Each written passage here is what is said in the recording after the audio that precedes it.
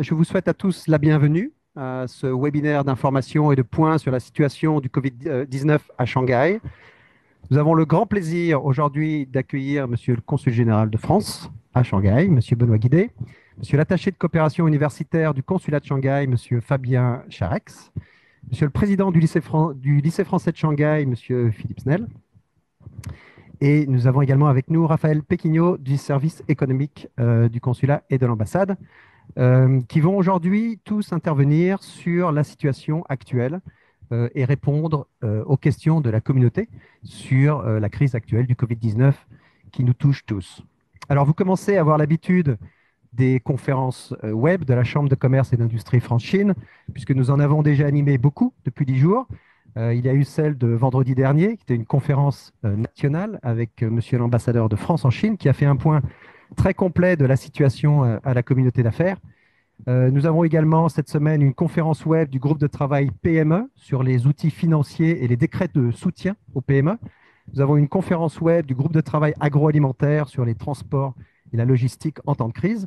Et puis nous avons une conférence web aussi sur le cadre juridique de la reprise du travail. Alors je voudrais très rapidement ici vous parler de notre site web ccifc.org et rappeler ici à toutes les entreprises franco-chinoises que notre page Internet est le relais de beaucoup d'initiatives essentielles de soutien, d'accompagnement.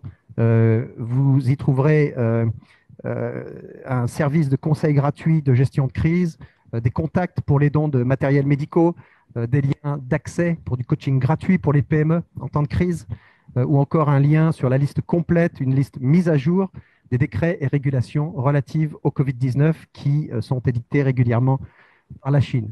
Vous y trouverez aussi l'enquête d'impact du Covid-19 sur les entreprises françaises. C'est une enquête que nous avons faite conjointement avec le conseiller du commerce extérieur, Business France et la French Tech. Et donc, les résultats de cette enquête sont également sur notre site Internet. Je vous invite donc à bien retenir cette adresse, ccifc.org.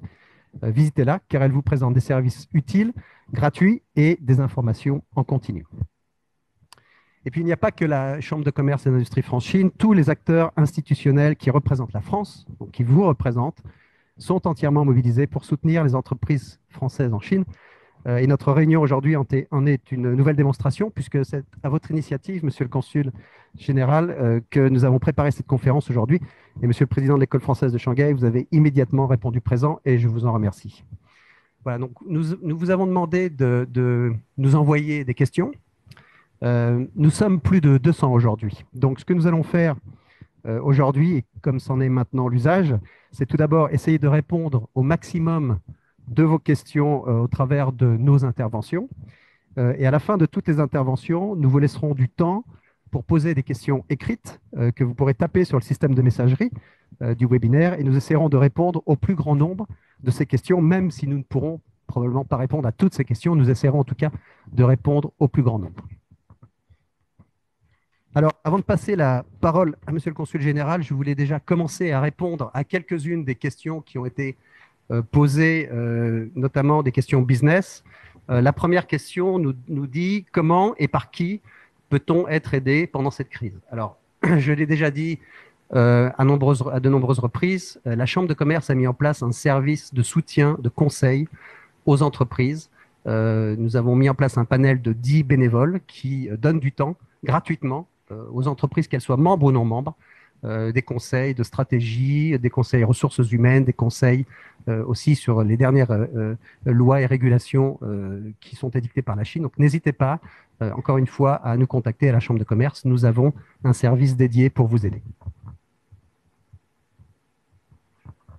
Une seconde question nous dit quelle est la stratégie des entreprises pour basculer du mode gestion de crise vers un fonctionnement normal porté par d'un côté l'expérience et la motivation des hommes et de l'autre les nouvelles technologies. Alors il n'y a pas de réponse standardisée à cette question. Ce que je peux vous dire, c'est que beaucoup d'entreprises ont déjà mis en place un comité de sortie de crise. C'est très important. C'est aussi important d'avoir un comité de sortie de crise qu'un comité de gestion de crise. Pourquoi? Parce que nous savons tous qu'à la sortie de cette crise, le panorama va changer, les modes de consommation vont changer, ce sera des nouvelles règles du jeu. Donc il est très important pour les entreprises d'avoir dès maintenant une équipe dédiée à cette sortie de crise une équipe qui fait en fait de la prospective stratégie pour savoir, à la sortie de crise, dans mon entreprise, dans mon secteur, dans mon environnement, qu'est-ce qui va changer et de quelle manière vais-je pouvoir aborder cette nouvelle donne et garder mes parts de marché. Donc, c'est vraiment le conseil que je peux donner à toutes les entreprises aujourd'hui sur la sortie de crise. Nous n'avons bien évidemment aujourd'hui pas de visibilité encore sur le temps de cette sortie de crise. Une autre question nous dit, dans notre cas, notre activité consiste en du conseil-formation. Quand pourrons-nous envisager de reprendre nos activités, sachant que nos séminaires réunissent plusieurs dizaines de personnes dans une même salle? Encore une fois, pas de visibilité pour la sortie de crise, mais ce que je peux vous dire, c'est que si votre activité, c'est de faire du conseil-formation, eh bien, vous avez la chance en fait d'être dans ce secteur parce que vous pouvez utiliser dès maintenant les outils numériques, les outils de vidéoconférence, les outils technologiques, tels que nous le faisons aujourd'hui d'ailleurs pour ce webinaire. Et je suis sûr que vous pouvez réinventer la manière dont vous donnez ce conseil formation à vos clients. Donc, voici ma suggestion, utilisez les outils numériques. Une autre question nous demande quelles sont les industries ou les chaînes d'approvisionnement les plus menacées pour les entreprises françaises. Là, je ferai la distinction entre ce qui est menacé et ce qui est touché. Celles qui sont menacées, ce sont les PME, bien sûr. Les TPE, PME sont menacées, quel que soit leur secteur d'activité, puisque nous savons qu'elles ont de la trésorerie limitée. Les secteurs qui sont touchés sont multiples, bien sûr, vous le savez, les services, les transports, l'immobilier, le textile, l'électronique, le luxe. En ce qui concerne les chaînes d'approvisionnement, bien sûr, beaucoup de chaînes industrielles sont touchées, soit en amont, soit en aval. Et puis, ce n'est pas le seul problème. Même si une chaîne industrielle est de retour en capacité à 100%, ça ne veut pas dire que le produit qu'elle fabrique va avoir une demande, puisqu'en ce moment, la demande est ralentie. Donc, vous le voyez, je pense que c'est une crise qui touche absolument tous les secteurs. Et après, il y a bien sûr des variables selon la taille de l'entreprise et selon l'emplacement de l'entreprise et selon aussi le marché vers lequel cette entreprise se destine. Une autre question nous demande quelles sont les nouvelles politiques chinoises préférentielles dont les TPE et les PME peuvent bénéficier. Alors ça, c'est une question très importante. Si vous n'êtes pas encore au courant, la Chine a édicté beaucoup de décrets, de mesures. Il y a des mesures fiscales, des mesures de soulagement de charges sociales, des mesures de report de paiement. Et il y a une liste totale, une liste complète de tous ces décrets, de toutes ces mesures. Encore une fois, sur notre site internet ccifc.org, vous trouverez un lien qui vous ramène à un site internet qui liste toutes ces mesures et qui vous permet d'avoir plus de clarté quant à ces mesures qui sont édictées par la Chine. Une autre question nous demande que prévoit le droit chinois du travail en termes de versement de salaire des employés dans la situation actuelle. L'employeur peut-il procéder à des réductions de salaire correspondant à une situation de chômage technique? Alors évidemment, c'est un sujet complexe. Je vous ramène encore une fois aux lois et aux décrets qui ont été édictés par la Chine. Une loi cadre a été édictée par la Chine très très rapidement dès le début de cette crise. Et effectivement, il y a des possibilités de paiement de salaire minimum après un certain nombre de cycles, avec beaucoup de conditions, c'est très régulé. Et encore une fois, je vous invite à aller voir la liste des décrets régulation, de lire cette loi particulière sur les ressources humaines. Et aussi, j'invite les entreprises à prendre contact avec le bureau du travail dont elles dépendent, puisque c'est ce bureau du travail qui vous donnera en fait les guidelines pour ce que vous pouvez faire et ce que vous ne pouvez pas en matière de chômage technique. Et puis la dernière question à laquelle je vais répondre pour l'instant nous demande comment peut-on préparer un retour à la normale progressif sans accroître le risque pour nos employés, mais répondant aux besoins de reprise rapide de l'économie. Encore une fois, nous n'avons pas de visibilité, il n'y a pas de réponse standard à cette question. Je vous ramène à ce que je vous disais plus tôt sur l'utilité de mettre en place un comité de sortie de crise qui observe les tendances et qui fait un travail de prospective stratégique le mieux adapté à votre entreprise. Donc, voilà pour les premières questions auxquelles je voulais répondre. Je voudrais maintenant passer la parole à Monsieur le Consul général de France qui va vous faire un point sur la situation à Shanghai. Monsieur le Consul général. Bonjour à toutes et à tous. merci beaucoup Christophe et aussi à Caroline pour l'organisation de cette conférence web. Et merci à la Chambre de manière générale pour tout le travail que vous faites depuis le début de cette crise. Je crois que c'est vraiment extrêmement utile, extrêmement positif. Donc bravo à toute l'équipe.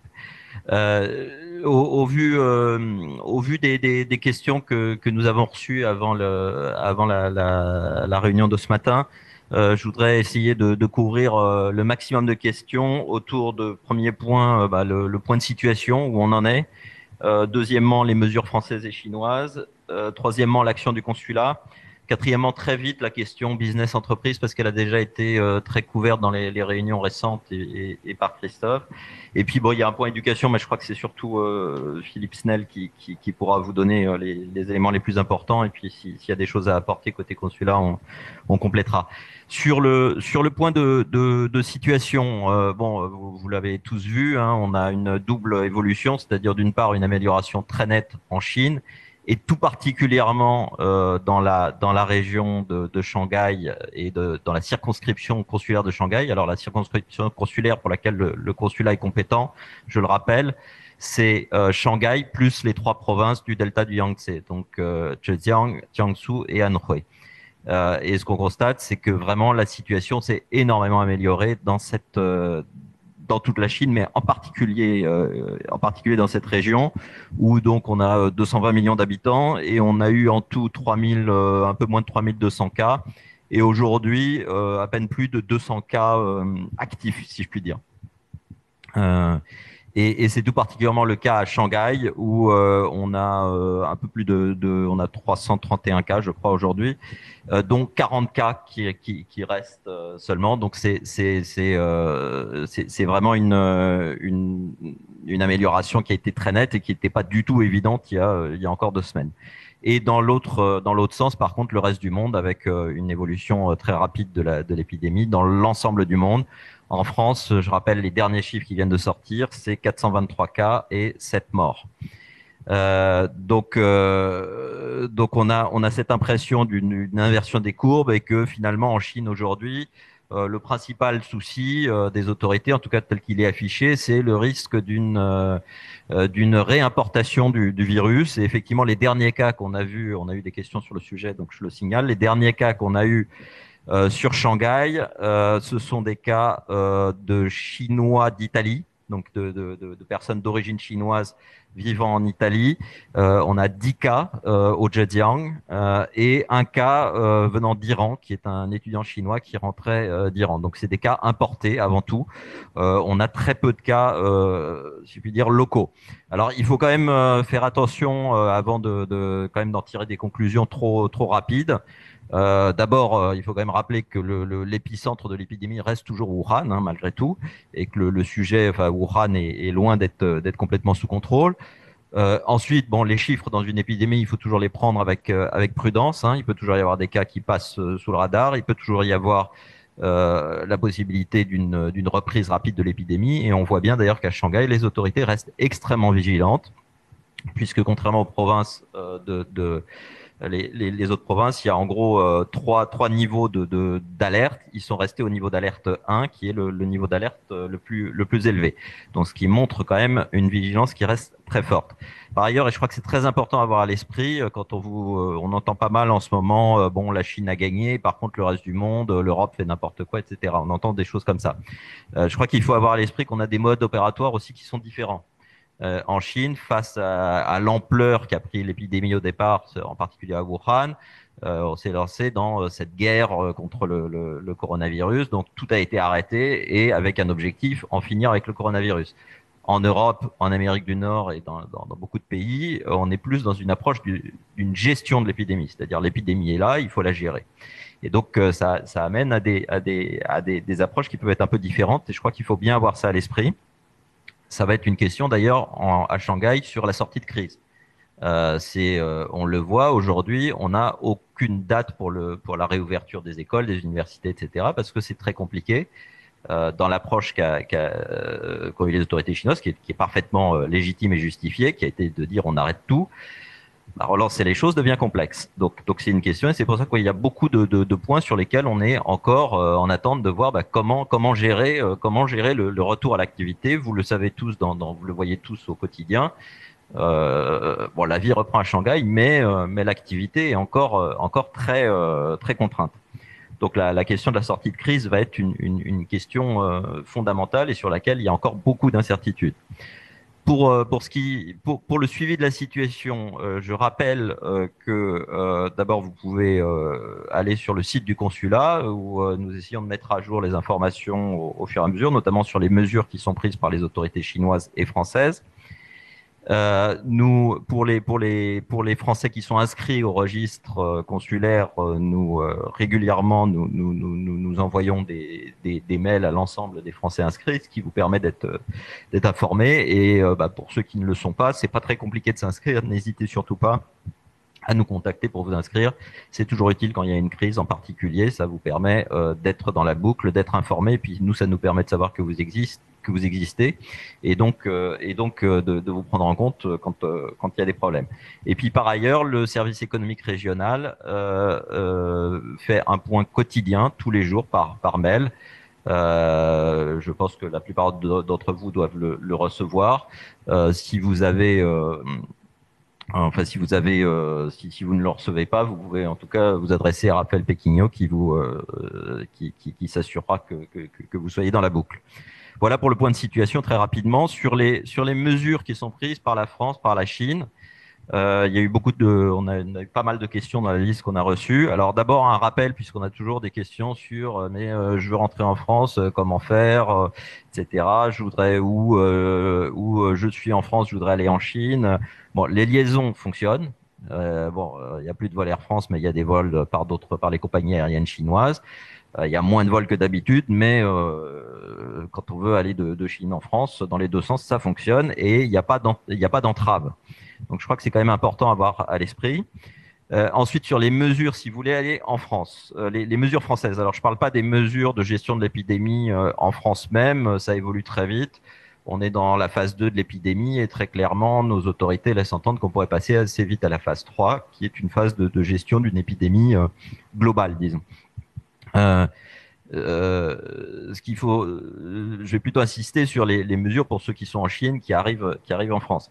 De ce point de vue-là, d'une certaine façon, et c'est un peu contre-intuitif, mais le passage à une épidémie dans toute la France, finalement, simplifie les choses pour les gens qui arrivent de Chine. C'est-à-dire qu'il y avait un certain nombre de recommandations assez fermes du ministère de la Santé jusqu'à récemment, de demander aux gens qui arrivaient de Chine de rester autant que possible chez soi pendant 14 jours, de porter un masque, etc., etc.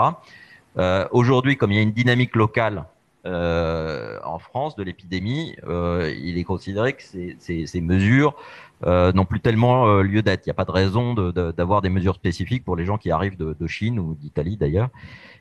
Et donc, d'une certaine façon, ça simplifie la chose, ça simplifie les choses pour des personnes qui voyagent depuis la France. Il faut prendre les mêmes précautions que tout le monde en France, ni plus ni moins. Par ailleurs, au plus dur de la crise, il y a à peu près un mois, des conseils aux voyageurs ont aussi été émis par le ministère des Affaires étrangères, déconseillant les voyages en Chine et invitant, enfin, en tout cas recommandant à ceux qui n'avaient pas de raison particulière de rester en Chine, et ça valait en particulier pour les familles puisque les lycées étaient fermés, mais aussi pour les étudiants, par exemple, etc., plutôt de s'éloigner de la Chine. Alors, ces recommandations sont toujours là. Elles sont liées. Il y a la question de l'épidémie, mais il y a la question aussi des difficultés quotidiennes, de la logistique, des transports, etc., qui avaient justifié cela. Je crois qu'elles sont à prendre évidemment de manière souple, c'est-à-dire que la situation évolue, que les choses reviennent à la normale dans une certaine mesure, et qu'ensuite, c'est une évaluation à faire, et qu'il va falloir voir effectivement aussi en fonction des messages qui seront donnés sur la réouverture des écoles, sur les transports, etc., etc.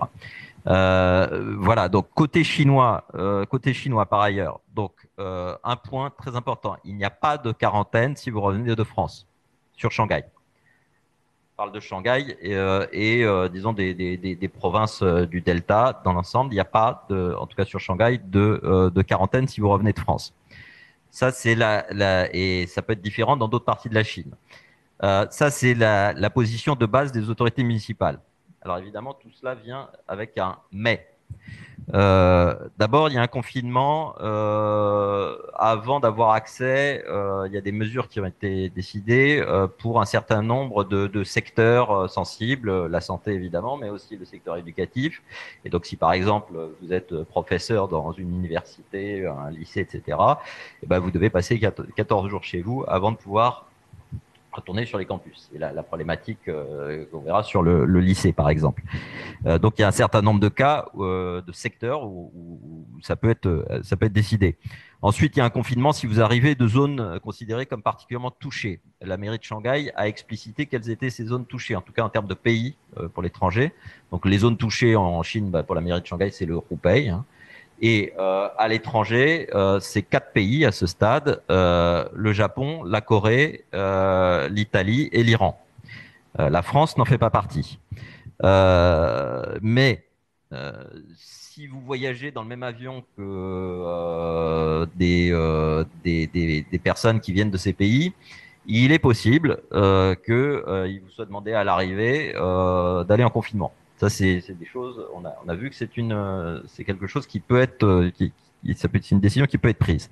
Alors, si en plus ça c'est un autre cas, vous voyagez dans un avion où il y a des cas suspects, alors là, vous êtes sûr qu'on va vous demander de rester en confinement. Ensuite, il y a aussi beaucoup de cas de confinement qui sont liés à, disons, un peu des excès de zèle. C'est-à-dire qu'au niveau local, le management d'une résidence, le comité de quartier ou toute autre autorité décide que oui, vous arrivez de l'étranger, on ne sait pas trop, on va vous mettre en quarantaine. Ça, j'y reviendrai. Dans ce cas-là, il faut pas hésiter à nous informer pour qu'on essaye de voir si on peut vous aider à débloquer la situation. À ce stade, il n'y a aucun cas confirmé de Français dans la circonscription et d'ailleurs en Chine de manière générale. Donc ça, c'est un point important. Par contre, on a quelques ressortissants qui actuellement sont confinés, soit chez eux, soit à l'hôtel. C'est des cas, comme je disais, notamment à l'hôtel, c'est des cas où ils ont pu voyager dans le même avion que des personnes qui ont été testées positifs ou suspects sur le coronavirus. À la maison, c'est des cas qui peuvent être variables de ce que je vous disais sur les différents cas qu'on peut voir. Donc encore une fois, donc pas de quarantaine, mais beaucoup de cas finalement, vous pouvez vous retrouver quand même à avoir à affronter ce problème de quarantaine. Et puis, il faut être tout à fait clair. On ne peut pas du tout exclure que dans les prochains jours, la position des autorités chinoises et shanghaïennes en particulier évolue, et puis qu'ils disent à un moment, bon, on va rajouter la France dans la liste des pays, ou alors on va dire toute l'Europe, ou alors on va dire le monde entier, vous arrivez de l'étranger, on vous met en quarantaine. C'est pas du tout impossible, et donc ça, il faudra suivre de près. S'agissant des déplacements à l'intérieur de la Chine, ce qu'on voit, c'est que ça devient moins compliqué. Les transports reprennent de manière progressive, les transports en commun, les TGV, etc.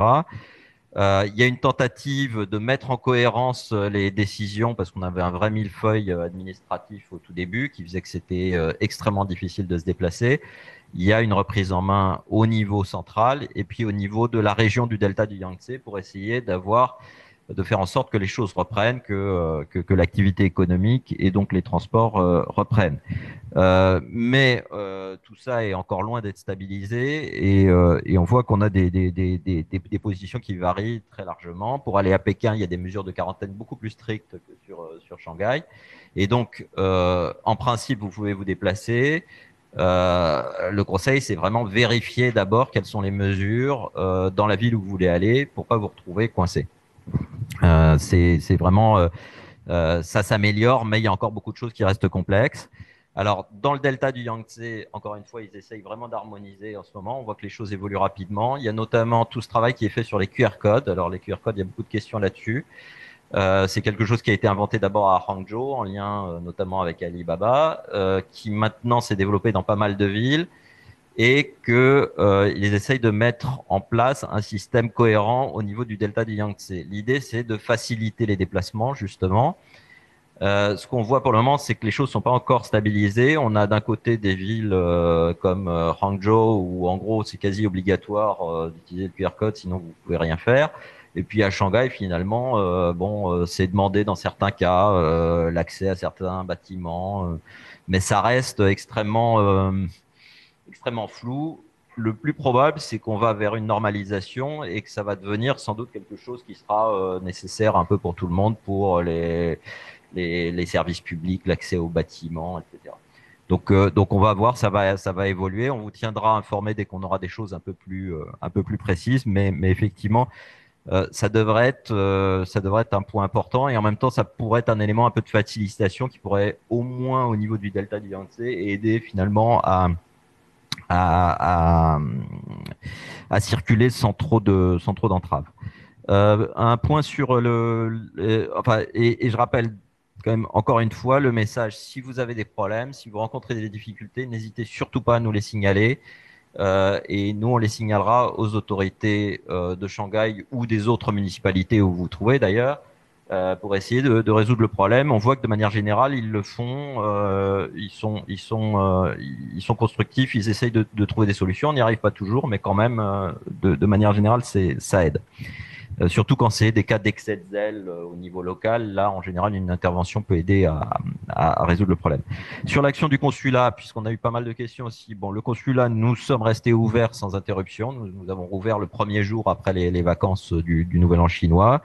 Nos activités de service public ont été maintenues et sont maintenues normalement. Donc, si vous avez des démarches à faire, vous pouvez les faire. Donc, à la fois sur les services aux Français, à la fois sur les visas, s'il y a des visites des déplacements en France par vos employés, par vos partenaires, etc. Ils peuvent être faits. Les centres TLS à Shanghai, Hangzhou et Nankin sont ouverts. Je vous cacherai pas que ils sont ouverts, mais avec un peu moins d'activité que d'habitude. On s'est concentré sur les urgences dans un premier temps, c'est-à-dire l'information régulière de la communauté française, aider les Français en difficulté. Il y en a eu beaucoup à un moment, notamment dans le Zhejiang, quand la situation était difficile. Les passeports d'urgence, les conjoints, les enfants de Français qui avaient besoin d'un visa, etc. Maintenant, on est plus sur un fonctionnement, on revient sur un fonctionnement plus normal de service à la communauté française, de service aussi à nos partenaires chinois. L'activité, de fait, est au ralenti, à part sur la question de la communauté française, où là, par contre, c'est plutôt plus que d'habitude. Un chiffre, pour vous donner une idée, le nombre de visas que l'on délivre chaque jour est tombé à peu près 10% de ce qu'on délivre en cette période, normalement. Donc, on voit bien que les choses sont encore très, très loin d'être reparties et les développements en Europe font qu'on n'anticipe pas une remontée rapide. Bon, notre priorité, comme je disais, c'est vraiment l'appui à la communauté française, à la communauté d'affaires aussi et à la communauté scolaire. Nous sommes en contact étroit avec le lycée français sur le sujet qui apparaît comme vraiment un des sujets prioritaires aujourd'hui pour la communauté, qui est la continuité éducative pour les enfants. Il y a encore beaucoup de questions qui restent ouvertes, mais c'est quelque chose sur lequel on travaille au quotidien, main dans la main. Travaillons aussi sur les étudiants français qui ont souhaité rester en Chine, sur les étudiants chinois qui sont en France, ça devient un sujet. Il y a beaucoup d'inquiétudes des étudiants chinois en France et de leurs familles, donc il y a tout un travail de pédagogie à faire. Et puis évidemment, comme tu le disais, il y a toute la question du post-crise, et donc il y a toute la question de préserver la relation franco-chinoise, les partenariats qui sont en cours. Il y a eu des questions sur un certain nombre de programmes, par exemple le programme 1000 stagiaires. Est-ce qu'il est oui, tous ces programmes restent là. Ils peuvent être ralentis. Il peut y avoir évidemment, les stagiaires vont pas arriver aujourd'hui, pas tellement de raisons, mais les choses sont encore là. Et donc nous travaillons aussi sur toute une action de communication. Je crois que vous avez pu voir un certain nombre de communications qu'on a fait aussi, d'ailleurs en lien avec la Chambre. Le travail avec les acteurs économiques, la mobilité étudiante, la culture, etc. Nous travaillons aussi en particulier, et je finirai là-dessus, sur nous avons la chance sur les questions de santé, qui vont évidemment être un des gros sujets, d'avoir à Shanghai l'Institut Pasteur, qui a été créé justement en 2004 après l'épidémie de SARS, l'Institut Pasteur de Shanghai, pour faire face à ce type de crise que nous voyons aujourd'hui. Donc ça, c'est aussi un des sujets sur lesquels nous travaillons beaucoup en ce moment. Comment renforcer cette coopération franco-chinoise autour de la lutte contre les épidémies. Je le signale parce que c'est une action, c'est l'Institut Pasteur, c'est une action scientifique, c'est une action hospitalière, mais c'est aussi beaucoup d'entreprises françaises qui sont engagées sur ces sujets. Et je pense qu'il y a très clairement un travail à mener, notamment avec la municipalité de Shanghai, qui est très engagée sur ces sujets et qui se positionne un peu après d'ailleurs son succès, même si c'est peut-être un peu tôt, mais en tout cas la très bonne gestion qu'ils ont eue de l'épidémie en cours, va certainement être mise en avant comme un peu une municipalité pilote sur les questions de santé. Donc il y a certainement des opportunités aussi pour les entreprises françaises. Donc dernier point, les entreprises. Donc là vraiment je vais pas dans le détail puisque ça a beaucoup été abordé. Sur la vie économique, bon, le tourisme est très largement à l'arrêt. Par contre, on a une question sur les investissements. Les investissements, il n'y a pas de remise en cause des investissements chinois en France. Il n'y a pas de manière générale de messages négatifs sur la France en particulier. Il y a une inquiétude sur la situation mondiale, mais on n'a pas vu de choses négatives sur la France. Et donc l'activité économique, elle est là, elle est stoppée ou ralentie dans certains domaines, mais elle est toujours là. Les mesures chinoises pour les entreprises, enfin les mesures pour les entreprises françaises. Je rappelle pas, il y a un certain nombre de mesures qui ont été prises en France. Bon, celles-là, elles sont plutôt gérées au niveau des sièges, hein, et puis ça a déjà été discuté ces derniers jours. Il y a des mesures aussi qui ont été prises au niveau chinois, et notamment la municipalité de Shanghai, avec, y compris pour les PME, avec des exemptions de taxes qui ont été annoncées, des exemptions de taxes, des améliorations de l'accès au financement, notamment des prêts à taux réduits, des exemptions de loyer, etc. En principe, donc, il y a tout un arsenal de mesures. Il y a une grosse question. Est-ce que les entreprises étrangères vont pouvoir en bénéficier? C'est quelque chose sur lequel nous serons très attentifs, évidemment. Et notamment les entreprises étrangères et les entreprises de droit chinois, mais dirigées par des étrangers. Nous serons attentifs à ce qu'il n'y ait pas de discrimination. Et là-dessus, encore une fois, n'hésitez surtout pas à nous faire remonter quand vous avez des difficultés, que ce soit sur l'accès à des aides ou sur des mesures qui pourraient vous poser des problèmes. L'équipe du service économique avec Raphaël est vraiment là pour voir et faire passer les messages aux autorités de Shanghai, mais aussi du Zhejiang, du Jiangsu et de l'Anhui, s'il y a des problèmes que vous rencontrez. Donc voilà. Encore une fois, nous sommes vraiment preneurs de vos remontées, de vos propositions et des problèmes que vous pouvez rencontrer, et à votre disposition pour essayer de les résoudre ensemble. Merci encore. Merci beaucoup, Monsieur le Consul Général. Commentaire précieux. Je vais maintenant passer le micro au président du lycée français de Shanghai, Philippe Snell. Merci. Bonjour à tous. À mon tour, je tiens à remercier en particulier la CCIF et tout particulièrement Christophe Loras et Caroline Pénard pour l'organisation de ce webinaire et l'occasion pour nous, pour le lycée, de répondre avant tout à vos questions. Remercier aussi le consul général et en particulier aussi Fabien Charex pour effectivement la façon dont nous pouvons compter sur votre collaboration et la manière dont nous collaborons parfaitement, notamment, et comme d'habitude, mais notamment dans cette situation un peu particulière. Alors je vais à mon tour essayer de répondre au maximum de questions. D'ailleurs, vous aurez, pour ceux qui sont parents du lycée, remarqué que cette semaine a été un peu la semaine communication, puisqu'on a déjà eu plusieurs réunions et encore une fois pour les parents, vous aurez reçu hier un PowerPoint, comme on dit en bon français, qui en principe va répondre déjà pas mal de questions que vous nous avez que j'ai pu recevoir.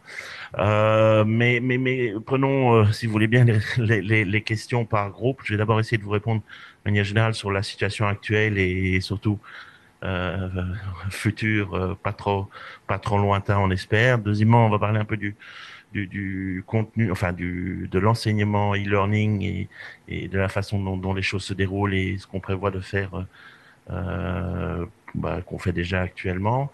On parlera aussi, bien sûr, et c'est une préoccupation première, des classes à examen, en particulier évidemment des terminales premières.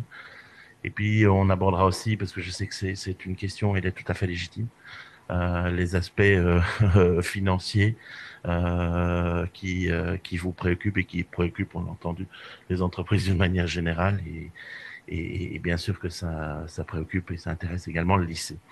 Alors, de manière générale, le lycée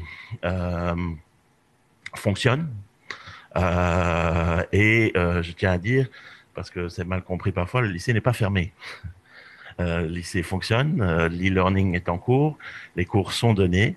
D'ailleurs, je tiens à saluer ici la direction pédagogique menée par Anne-Sophie Guix, qui est à l'œuvre, je vous assure, tous les jours depuis que cette crise s'est déclarée, et David Péchaud et son équipe de direction également qui vraiment travaillent d'arrache-pied, tous avec leurs équipes de direction pour avoir transformé notre école, une école normale présentielle, en une école d'e-learning. On y viendra dans un instant, mais c'est un exercice, vous pouvez vous imaginer, qui est loin d'être simple.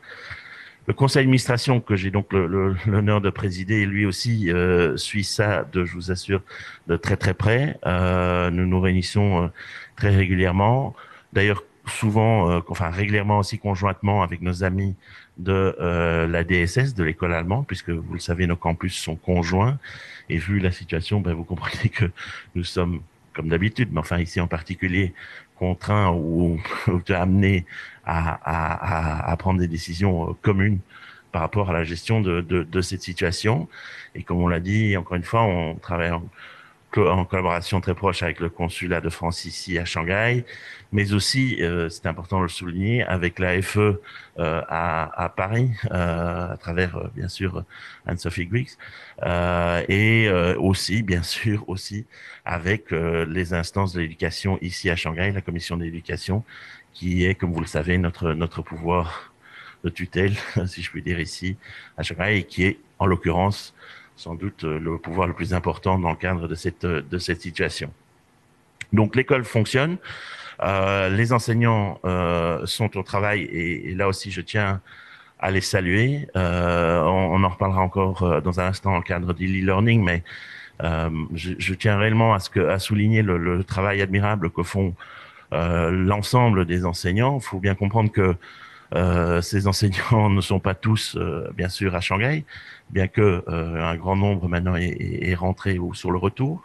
Et il faut aussi comprendre que ces enseignants, eux aussi, vivent cette crise, enfin cette situation qui est difficile pour tout le monde, c'est idiot de le dire, mais pour eux aussi, et que ces enseignants sont souvent parents aussi, et que donc ils ont à combiner un certain nombre de choses, finalement comme tout le monde, mais que dans ces circonstances, ils arrivent malgré tout à maintenir une activité éducative est assez admirable.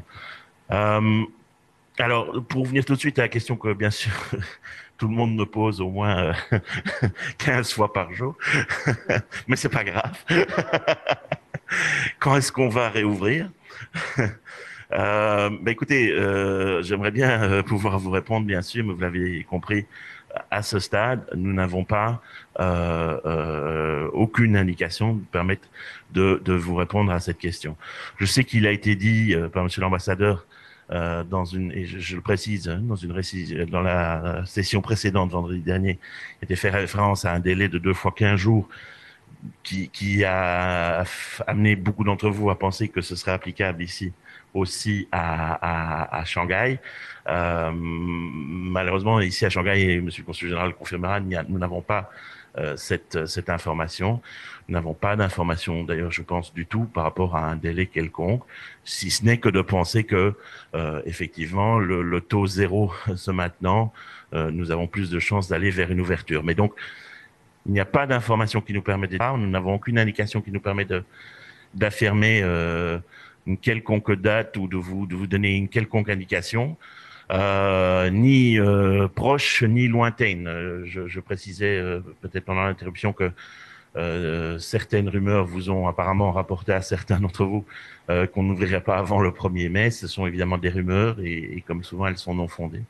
Nous n'avons aucune indication que les écoles, d'une manière générale, hein, que ce soit les écoles internationales ou les écoles chinoises d'ailleurs, n'ouvriraient pas avant le 1er mai. Il y a ni pour les écoles chinoises, ni pour nous, les écoles internationales, la moindre indication de délai précis. Par contre, ce que je peux vous dire, c'est que le lycée et la Deutsche Schule, ensemble, ont pris pour parti d'ouvrir dès que nous serons autorisés à ouvrir. C'est important de le souligner puisqu'il y a quelques-unes des écoles, et surtout les écoles anglo-saxonnes, les écoles internationales, qui ont décidé qu'ils laisseront un délai de 3 semaines entre le moment où ils seront autorisés à ouvrir, ils auront la décision, l'autorisation d'ouvrir, et le fait d'effectivement réouvrir les campus. Nous avons pris une autre décision, c'est-à-dire que nous ouvrirons dès que le lycée, dès que les autorités locales nous le permettront. Ce qui implique effectivement, c'est important de le souligner, Monsieur le Consul général le disait, qu'il faut tenir compte pour notre personnel, mais aussi pour nos élèves, de ce fameux délai de 15 jours de mise à l'écart, hein, d'observation médicale, qui doit être respecté impérativement, et c'est la règle pour le personnel, mais que nous avons décidé de respecter également pour les enfants. Dans une certaine mesure, on se disait que ça ne faisait pas beaucoup de sens de l'imposer aux enseignants, mais pas aux enfants. Donc, si vous rentrez d'Europe, de France ou d'ailleurs, vous serez soumis effectivement, avant de pouvoir accéder au lycée, à ce délai d'attente de 15 jours avant de pouvoir à nouveau réaccéder au lycée, en tout cas pour les enfants et pour les enseignants, puisque dans la première phase d'ouverture, on en reparlera, mais nous avons prévu que nous pourrons accéder au lycée, au campus, que les enfants et les enseignants et le personnel du lycée, les parents, pendant un temps, ne pourront plus accéder au campus. De toute façon. Voilà pour ce que je peux vous dire par rapport à la date. Ce n'est que, bien sûr, notre première priorité au niveau du conseil d'administration et de la direction, c'est, bien entendu, vous vous en doutez, de s'assurer que dès lors qu'on sera autorisé à ouvrir, nous pourrons ouvrir en toute sécurité pour tout le monde, pour vos enfants et pour les enseignants et le personnel de manière générale. Un plan très détaillé, je dois dire, et qui, quelque part, doit être rassurant et rassurant pour nous, conseil d'administration, parents, et j'espère pour vous aussi. Un plan très détaillé a été établi par les autorités qui nous impose des mesures vraiment contraignantes par rapport au nettoyage, mais aussi par rapport à la vérification des fournisseurs, notamment en cantine, etc., et qui va nous imposer de fonctionner, en tout cas pendant un certain temps, de façon un peu particulière. Ainsi, à la cantine, pour vous donner juste un exemple, il n'y aura plus de plat froid pendant le temps qu'il faudra. Bien sûr, il y aura des contrôles d'accès au niveau de température, non seulement au lycée, mais vous serez aussi invité à faire vous-même un premier contrôle le matin de la température de vos enfants chez vous et de remplir un document, signer un document qui atteste de cette prise de température. Et d'autres mesures, mais je ne vais pas les détailler aujourd'hui, mais vous en trouverez certaines dans le PowerPoint qui vous a été envoyé cette semaine. Donc, nous sommes prêts à ouvrir aujourd'hui. Si l'autorisation nous est donnée, nous serons prêts à ouvrir, j'ai envie de dire, dès à présent. Mais il est évident que nous attendons ce feu vert. Aucune indication. La seule indication qu'on peut donner peut-être, c'est que dans certaines provinces, un peu plus lointaines, évidemment, nous avons appris qu'effectivement, les écoles ont été autorisées à ouvrir progressivement. Et je tiens à préciser que nous attendons aussi à ce que ce sera le cas chez nous, c'est qu'ils ne vont pas nous autoriser à ouvrir d'une fois tout le lycée, toute l'école, mais que ça partira probablement par niveau, ce qui nous semble par ailleurs assez logique. Voilà. Pour le e-learning, ce qui concerne le e-learning, beaucoup de questions aussi à ce sujet-là. Là aussi, permet de vous renvoyer. Je pense que le PPT va déjà répondre à pas mal de vos questions. Mais pour vous dire que, voilà, comme je le disais, les enseignants sont au travail et ils ont une tâche quand même assez compliquée puisque Alors, les gens rentrent progressivement sur Shanghai, mais il faut bien comprendre que nos élèves, jusqu'il y a quelques semaines et encore maintenant en réalité, sont éparpillés entre plus ou moins le Canada et l'Australie sur 12 faisceaux horaires plus ou moins, et les enseignants, même chose. Enfin, pour l'instant, je peux vous dire que nous avons environ 70%, 75% des enseignants qui sont rentrés déjà. Au passage, nous allons inviter les autres enseignants qui ne seront pas encore entrés de le faire dès que possible, parce que nous voulons recentrer au moins la partie enseignant sur les horaires de Shanghai le plus rapidement possible pour être prêt justement à ouvrir dès le premier jour. Mais donc le e-learning est une tâche réellement compliquée, mais que nous avons réussi à mettre en place. Alors bien sûr, et ça a été, comme pour toutes les écoles internationales à Shanghai, avec des essais, mais maintenant je pense que nous sommes arrivés à une situation qui se stabilise progressivement.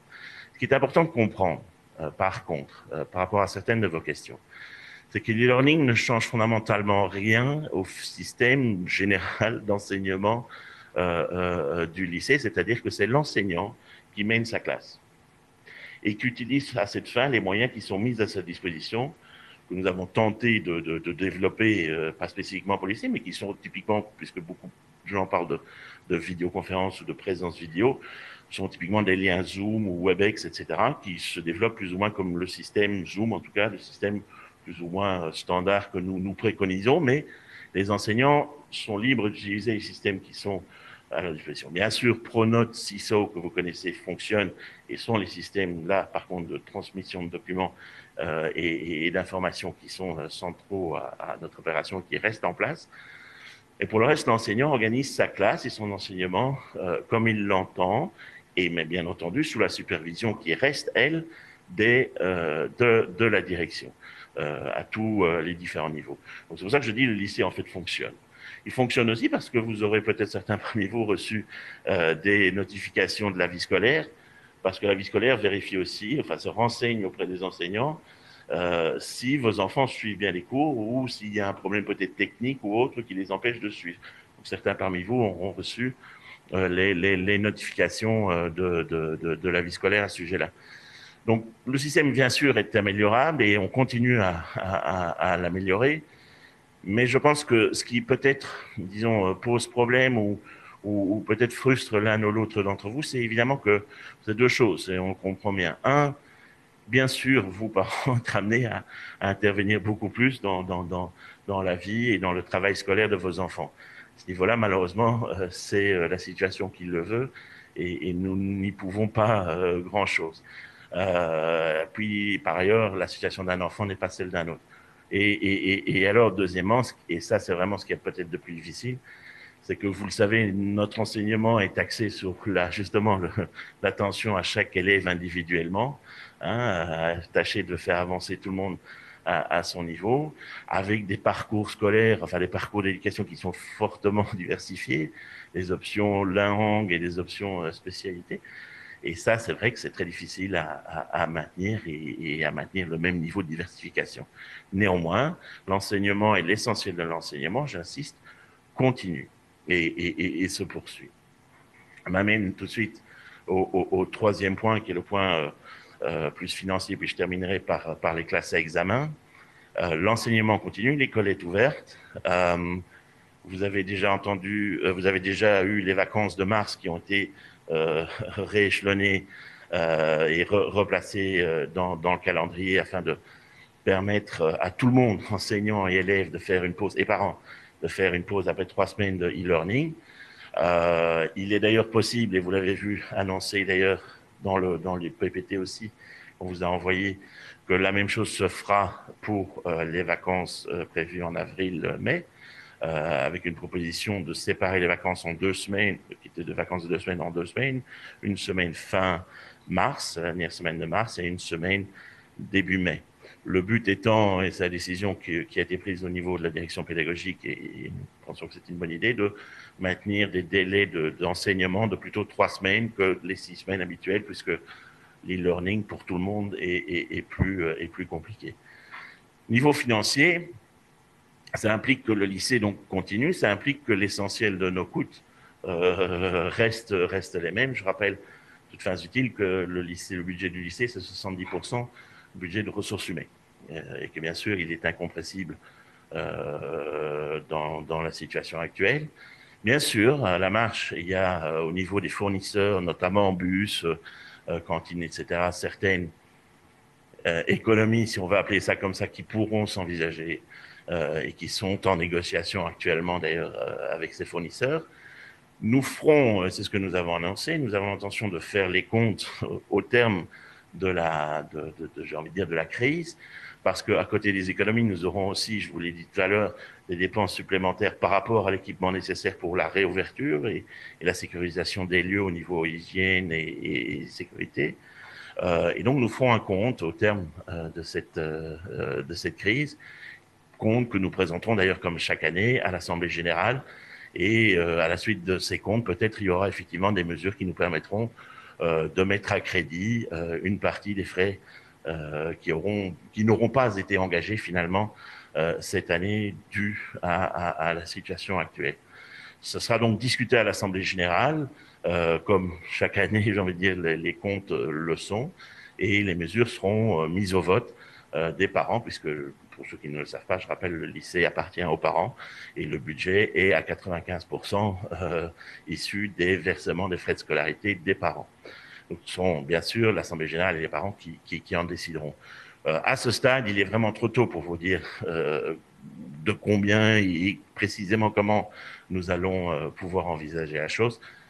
D'un point de vue financier, je tiens à préciser que la priorité du lycée, la priorité du conseil d'administration aujourd'hui est surtout d'assurer sa stabilité financière.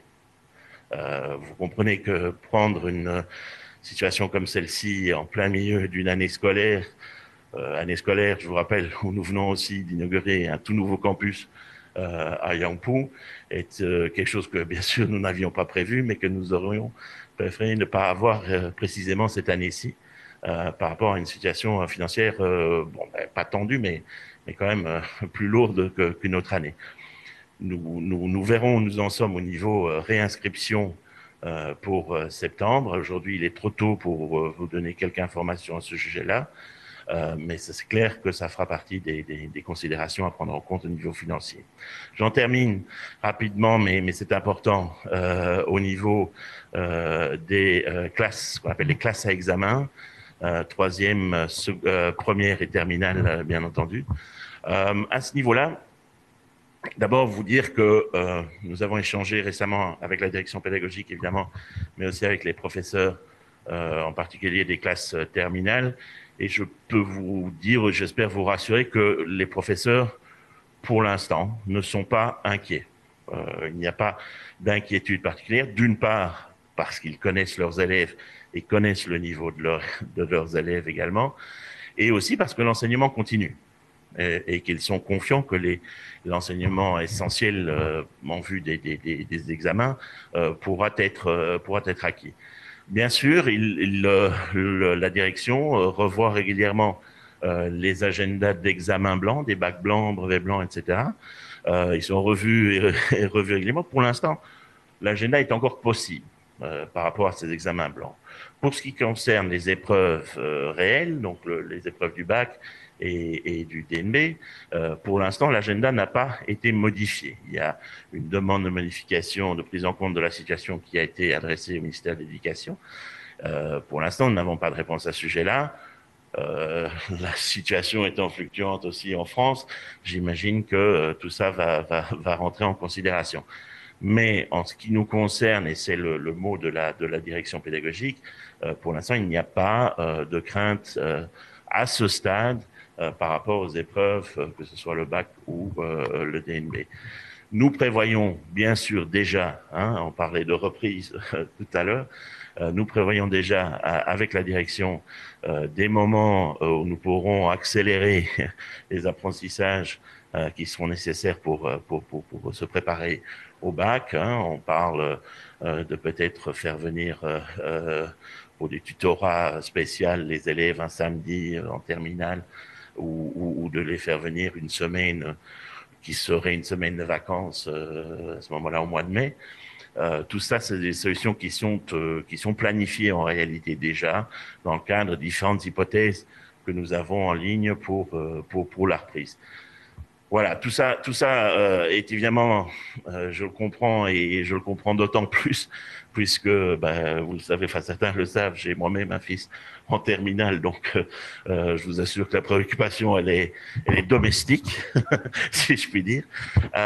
Mais ça nous, bien sûr, ça, on aurait préféré ne pas avoir de telles situations. Mais encore une fois, moi-même et je pense que la plupart des parents qui sont à Shanghai et qui les rencontrent sommes très rassurés par le fait que la direction, encore une fois pédagogique, et les professeurs nous rassurent réellement que nous n'avons pas d'inquiétude à nous faire. Un tout dernier point par rapport au terminal. Je sais qu'il y a beaucoup de questions aussi par rapport aux qualifications pour les études supérieures et les dossiers, etc. Ce processus-là continue. Il continue absolument normalement. Fabien pourra peut-être en dire un mot, mais il continue absolument normalement, que ce soit sur Parcoursup ou que ce soit d'ailleurs puisque vous savez que 50% de nos étudiants étudient maintenant en dehors de la France, poursuivent leurs études en dehors de la France, que ce soit pour les autres pays. Le service d'orientation que vous connaissez d'ailleurs continue à vous envoyer des informations et les inscriptions sur Parcoursup et ailleurs se poursuivent totalement normalement. Il y aura sur Parcoursup une mention relative à la fermeture du lycée de Shanghai, mais de tous les lycées de la région finalement. Cette mention n'aura pas pour but, comment dire, de réduire la valeur des notes qui seront données, mais simplement de porter à l'attention, si c'était nécessaire, des examinateurs ou des gens qui doivent recevoir les dossiers, cette réalité qu'une partie de l'enseignement aura été pas ratée, mais donnée par e-learning à une certaine période.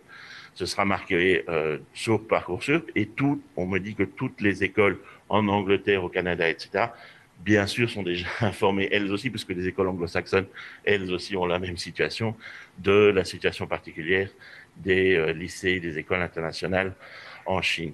Donc, les notes, juste le dernier point, les notes, j'ai vu que c'était une question, les notes se poursuivent pour le second semestre. Les notes seront données sur base, puisque vous savez qu'une partie du second semestre s'est fait, du second trimestre, pardon, s'est fait avant le congé.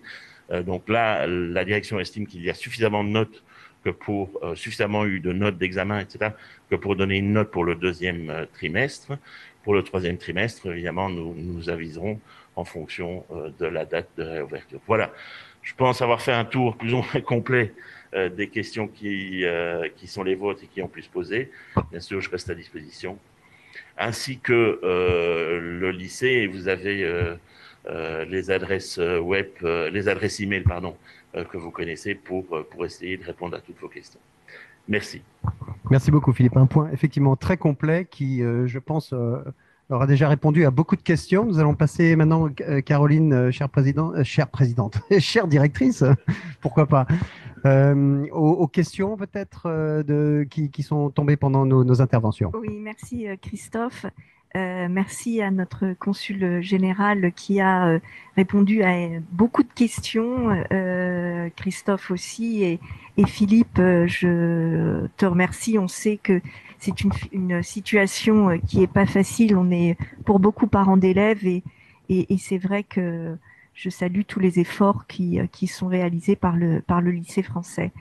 Il y a une question qui revient, c'est sur effectivement ces 15 jours de quarantaine et on me demande si demain le lycée ouvre, est-ce que tout le monde pourra rentrer au lycée français par rapport à ces 15 jours de quarantaine.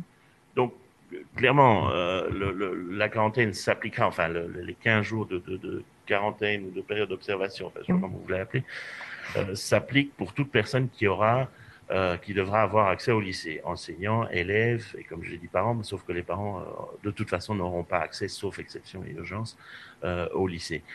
Ça veut dire que toute personne qui n'aura pas été à Shanghai les 14 jours précédents, mettons le premier jour d'ouverture, ne pourra simplement pas accéder au lycée. Pour les élèves, je ne l'ai pas précisé, mais je le fais maintenant, l'e-learning continuera de toute façon. Alors, faut être clair, ce ne sera pas exactement la même chose que ce que ça peut être maintenant, puisque l'enseignant, il ne peut pas être et en classe et faire l'e-learning. Mais enfin, l'e-learning et les options d'e-learning continueront à ce moment-là. Mais donc, si vous rentrez à Shanghai, mettons la veille de la réouverture annoncée, ben, il faudra attendre 15 jours, 14 jours, 2 semaines avant de pouvoir accéder au campus. Et pour rebondir sur ce que disait Monsieur le Consul Général tout à l'heure, Monsieur le Consul Général, vous disiez que le code QR va peut-être se développer à Shanghai. Donc, si vous êtes déjà à Shanghai, il est peut-être nécessaire d'obtenir dès maintenant le code QR vert pour vous-même et pour vos enfants, ce qui sera peut-être une solution de facilité pour s'assurer que vous pourrez rentrer tout de suite dans le lycée si vous êtes déjà à Shanghai depuis plus de 14 jours. Oui, tout à fait. Effectivement, d'abord sur la question des 14 jours de confinement, on en a beaucoup parlé avec le lycée et on voit bien, enfin, il y a, quand on connaît un petit peu la façon dont sont gérées les réglementations en Chine, il y a d'un côté une obligation pour les agents pour ces 14 jours et puis de l'autre côté une recommandation assez ferme pour les élèves. En Chine, la différence entre une recommandation ferme et une obligation est pas évidente. Et je crois que de toute façon, toutes les écoles internationales l'ont interprété de la même façon, c'est-à-dire bon bah il faut l'appliquer à tout le monde. C'est pour ça qu'on comprend tout à fait la décision qui a été prise par le lycée. Et ensuite, alors sur ces QR codes, c'est vraiment quelque chose qu'on est en train de regarder nous-mêmes. Je crois qu'il y a pas mal d'agents qui sont en train d'essayer de le mettre en place, de voir comment ça marche. C'est pas d'une transparence folle. C'est pas donc je pense qu'on va voir dans les prochains jours, la semaine prochaine, ça devrait se clarifier et quand on aura des éléments un peu plus clairs, on les fera circuler évidemment à l'ensemble de la communauté française. Mais effectivement, comme tu le disais, je crois je crois qu'on a intérêt, à s'y entraîner dès maintenant parce que ça va devenir un élément de facilitation de la vie quotidienne. Et puis, si on l'a pas, ça pourrait éventuellement devenir quelque chose qui rend les choses compliquées. Caroline. Alors, pour l'instant, pas d'autres questions sur le lycée français. Philippe, tu as été très complet dans ta présentation. Une question par rapport au confinement. Si la situation en Europe devait s'aggraver, est-ce que quand on revient en Chine, ça sera juste un confinement à domicile ou est-ce que il serait possible qu'il y ait des centres de confinement mis en place par les autorités? Il y a déjà des centres de confinement mis en place par les autorités. Aujourd'hui, il y a deux situations. Si vous revenez je prends les 4 pays qu'on a aujourd'hui qui sont sur la liste des autorités de Shanghai. Donc, je répète, hein, Japon, Corée, Iran, Italie. Si vous revenez de ces pays, si vous revenez de zones dites non spécialement touchées dans ces pays, vous pouvez aller chez vous pour le confinement. Si vous revenez d'une zone qui est considérée comme particulièrement touchée, là, on vous met en confinement collectif. Je ne sais pas exactement, pour être tout à fait honnête, comment ça fonctionne, parce que d'abord, pour vérifier d'où vous venez exactement, c'est pas évident. C'est un problème qu'on avait déjà vu d'ailleurs quand d'autres pays avaient mis en place des mesures. Les Japonais, par exemple, avaient dit les gens qui viennent du Zhejiang peuvent pas entrer au Japon. Bon, comment vous savez d'où vient la personne dans un pays, c'est quand même très difficile. Donc logiquement, on va voir. Enfin, ça devrait se stabiliser un peu là aussi sur les décisions. Il est tout à fait possible qu'à un moment, ça se développe plus sur les mises en confinement collectif, si je peux dire. Ce qu'on voit pour le moment, c'est que c'est plutôt bien organisé. On a des cas de personnes françaises, encore une fois, qui ont des ressortissants, qui se retrouvent conduits dans des hôtels. Et ensuite, c'est assez bien organisé, hein, à la chinoise, avec l'ensemble des besoins pris en compte. Sans avoir à payer, je le précise, parce que parfois c'est aussi la question qui est posée. Bon, comme c'est une décision des autorités, il n'y a pas de frais engagés normalement. Mais à ce stade, encore une fois, si vous venez de France, il n'y a pas de raison que vous soyez confiné, sauf cas particulier dans l'avion, etc. Par contre, si vous avez de la fièvre ou des choses comme ça, là par contre vous risquez de vous retrouver dans un de ces centres, mais il ne faut pas paniquer, il faut nous prévenir.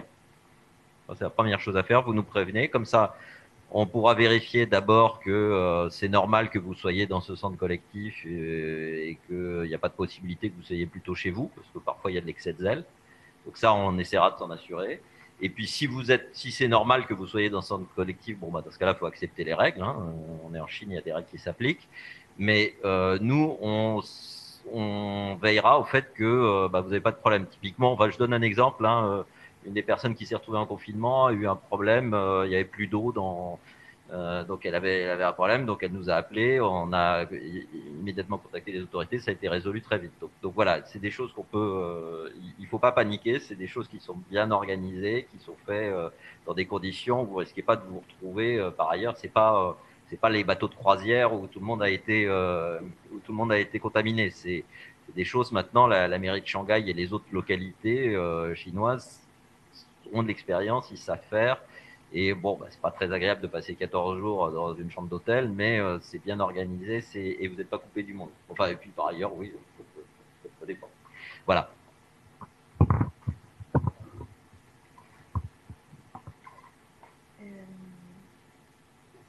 Oui, quelques questions sur le LFS. Le LFS c'est fermé ou pas? Ma compréhension est qu'il n'est pas fermé. Donc pourquoi parle-t-on d'avoir une telle mention sur les bulletins ou Parcoursup? Non, la mention qui sera mise sur les bulletins n'est pas que le LFS sera fermé, c'est qu'il y a eu une période de e-learning, enfin d'enseignement à distance. Et donc, il ne sera pas indiqué que le LFS sera fermé, mais que l'enseignement a été organisé à distance pendant une période. D'accord, merci Philippe. Alors, le QR code via WeChat n'est accessible que quand on a un compte bancaire personnel. Il y a un moyen via des opérateurs téléphoniques, mais ce n'est pas sous la forme d'un QR code. Cela est-il suffisant? Je ne sais pas qui a une réponse. Christophe, le spécialiste du QR code. Je n'ai pas de réponse là-dessus, mais moi, j'essaye, et quelques expatriés de ma société, on essaye d'avoir ce QR code en ce moment, et c'est un petit peu compliqué. Il y a une hotline, donc on appelle cette hotline, et ils n'ont pas l'air très, très informés sur la marche à suivre. Donc, comme disait Monsieur le Consul Général, ce n'est pas encore très fluide à Shanghai, ce n'est pas encore quelque chose qui est pour tout le monde, et clairement, ce n'est pas encore quelque chose qui est obligatoire, puisque la majorité des expatriés ne peuvent pas ou ont du mal à l'obtenir. Si jamais, comme l'a dit Benoît, si jamais ça devait devenir quelque chose d'absolument obligatoire, je suis persuadé que nous recevrons tous très vite les instructions pour le faire. Et à ce moment-là, bien évidemment, le consulat, la chambre, nous vous informerons de la marche à suivre si vous ne l'avez pas déjà reçue par le biais de vos entreprises ou des complexes où vous habitez. Et si effectivement on voit qu'il y a des problèmes pour les étrangers, parce que c'est vrai que parfois on le voit dans la vie quotidienne, même hors de la crise, dans les systèmes qui sont mis en place en Chine, il y a des choses qui ne marchent pas pour les étrangers. Évidemment, vous nous faites remonter, et nous, on essaiera avec les autres consulats, puisqu'on a des réunions à peu près hebdomadaires avec de l'ensemble du corps consulaire avec la municipalité de Shanghai, de demander, on poussera tous ensemble pour que les spécificités, les contraintes pour les étrangers soient prises en compte. Très bien. Alors, quelques dernières questions, puisque vraiment vous avez balayer l'ensemble des questions qui vous avaient été données auparavant. Il y a une question sur les aides financières, et notamment pour les écoles, s'il y avait besoin, puisque on sait que vous autofinancez totalement. Est-ce qu'il pourrait avoir des aides des institutions françaises, des établissements comme l'AEFE, qui pourrait aider à la stabilité financière des établissements français en Chine? Alors, les aides financières, effectivement, il y avait une question chinoise, bien sûr, il n'y en aura pas par rapport aux écoles. Les aides financières françaises, il y a les bourses. Et la chose qu'on peut dire par rapport aux bourses, c'est que le délai pour déposer les dossiers a été prolongé jusqu'au 18 mars. Ce qui semble normal dans les circonstances. Pour le reste, au niveau du lycée lui-même, comme on l'a expliqué, enfin comme je disais tout à l'heure, effectivement, nous sommes essentiellement autofinancés à 95%, voire plus. Ce qui veut dire qu'on est dans un système où on paye les frais tels qu'ils sont là. Cela étant, ce que je tiens à préciser, c'est que, comme chaque année, nous avons une certaine latitude dans la gestion des délais de paiement et que le conseil d'administration a d'ores et déjà donné comme recommandation aux services financiers de faire faire peut-être place à un peu plus de latitude par rapport à cela.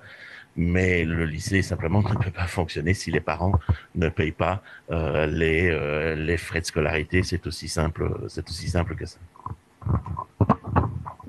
Merci beaucoup. C'était la dernière question, je crois. Oui, plus de questions. Un grand merci et je laisse le mot de la fin au président. Merci. Déjà, merci à toi, chère directrice de la Chambre, ainsi que les équipes de la Chambre de commerce. Merci beaucoup, encore une fois, pour un webinaire extrêmement bien organisé. Je pense qu'il, encore une fois, s'est très bien passé d'un point de vue technique et la préparation. Donc, bravo à tous. Je voudrais bien évidemment remercier chaleureusement Monsieur le Consul Général, Monsieur le Président du lycée français de Shanghai, Fabien, Raphaël, merci à vous pour vous êtes déplacés. Vous avez, je pense, je le sais, répondu à beaucoup de questions que la communauté se posait.